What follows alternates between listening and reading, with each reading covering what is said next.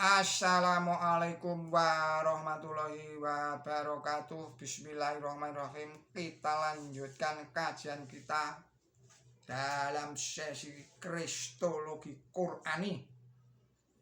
Fitrah yang menciptakan kehidupan surgawi itu dapat dipertahankan dan dapat diwujudkan jika seseorang menerima perjanjian ilahi yang telah disampaikan sejak Adam alaihissalam. Quran suci Al-Baqarah suratnya 38, yakni mengikuti petunjuk Allah Ta'ala yang fitrah yang telah kita ikrarkan juga tatkala kita akan lahir ke dunia. Surat 7 ayatnya 172. Manifestasi kehidupan yang fitrah dan surgawi dapat kita alami atau setidak-tidaknya kita saksikan di dalam kehidupan umat Islam setelah melakukan jihad akbar berpuasa Ramadan, yakni tanggal 1 Syawal yang disebut sebagai hari Idul Fitri, yang artinya kembali kepada fitrah atau kebahagiaan yang selalu berulang.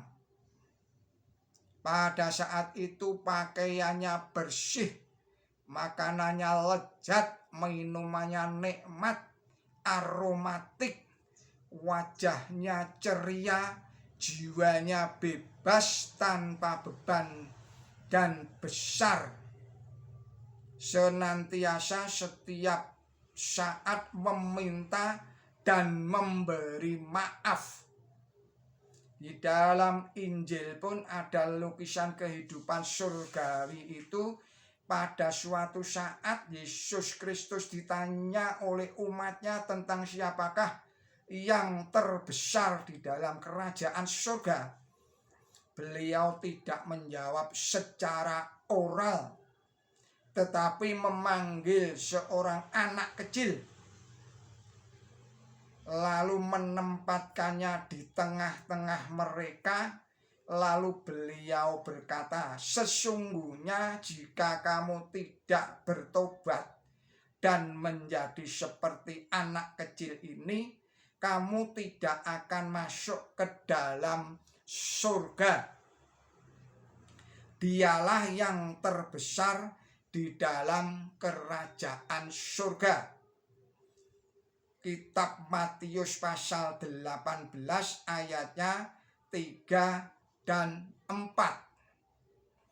Akan tetapi sayang, pelajaran Yesus Kristus itu oleh para pendeta Kristen disalah tafsirkan untuk menentang agama Allah Ta'ala, antara lain oleh pendeta Fridolin Akur,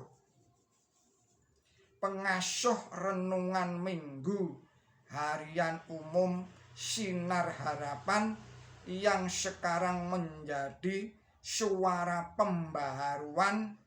Ia katakan bahwa agaknya tidaklah dimaksudkan tidak berdosa seperti si anak ini. Bila Yesus menggunakan anak kecil sebagai lambang di sini, maka jelas tidak dimaksudkan seolah-olah anak kecil itu bersih tanpa noda.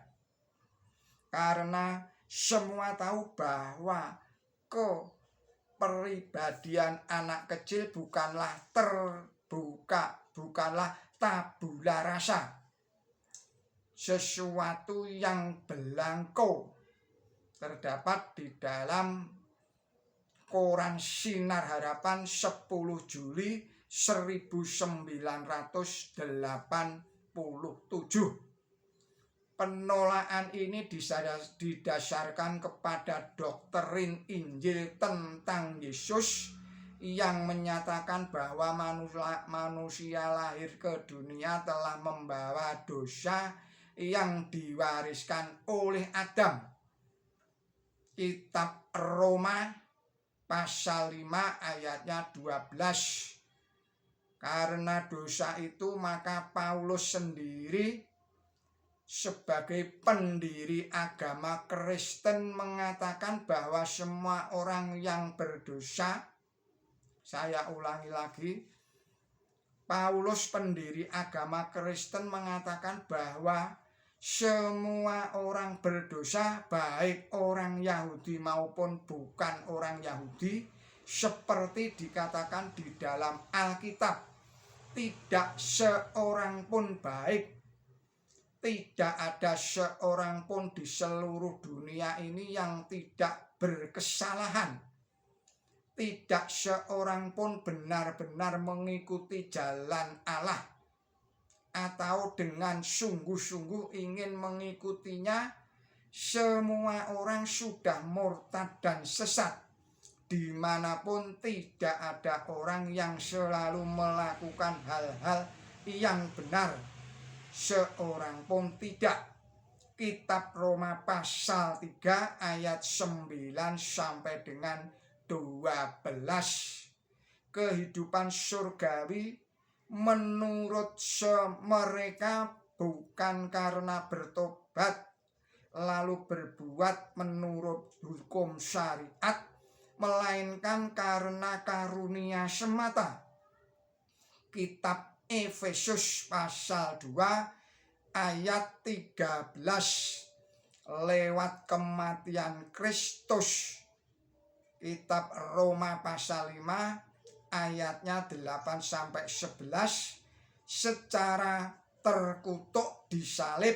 Kitab Galatia pasal 3 ayat 13.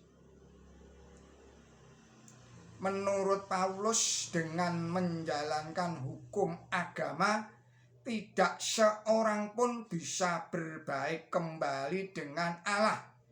Kitab Galatia pasal 2 ayat 16. Ini bertentangan dengan ajaran Yesus Kristus di atas. Taman Eden dalam nubuat. Ini akan kita sampaikan pada video yang akan datang.